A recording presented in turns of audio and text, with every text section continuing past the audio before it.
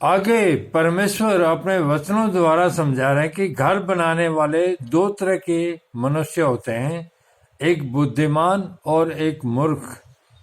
इसलिए जो कोई मेरी ये बात सुनकर उन्हें मानता है वह उस बुद्धिमान मनुष्य के समान ठहरेगा जिसने अपना घर चट्टान पर बनाया।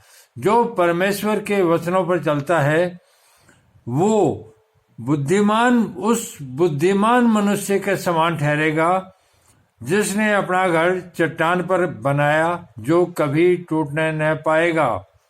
और मैं बरसा और बाढ़ें आई और आंधियां चली और उस घर से टकराई, फिर भी वह नहीं गिरा क्योंकि उसकी नींव चट्टान पर डाली गई थी।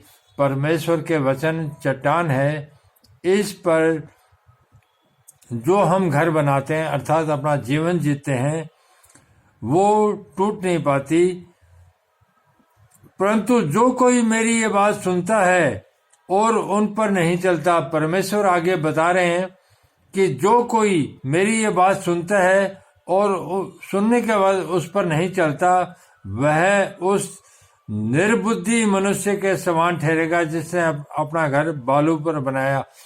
जो परमेश्वर के वचनों पर नहीं चलता वो उस बुद्धिहीन मनुष्य के समान ठहरेगा जिसने अपना घर बालू पर बनाया और मैं बरसा और बाढ़ें आई और आंधियां चली और उस घर से टकराई और वह गिरकर सत्यानाश हो गया। इसी तरह से मनुष्य है जो परमेश्वर के वचनों पर सुदृढ़ होकर नहीं चलते, उनका नाश हो जाता है। और जो परमेश्वर के वचनों पर चलते हैं सुनकर, वो उनकी चट्टान पर नींव होती है और मजबूत होती है, वो कभी टूटने नहीं पाती। जब यीशु ये बातें कह चुका तो ऐसा हुआ कि भीड़ उसके उपदेश से चकित हुई, क्योंकि वह उनके शास्त्रियों के समान नहीं परंतु अधिकारी के समान उन्हें उपदेश देता था।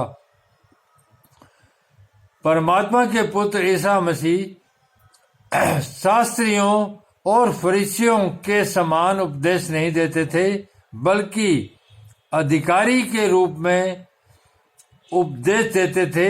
इस कारण उनका उपदेश का बड़ा गहरा प्रभाव पड़ता था और भीड़ की भीड़ उनके पीछे रहती थी।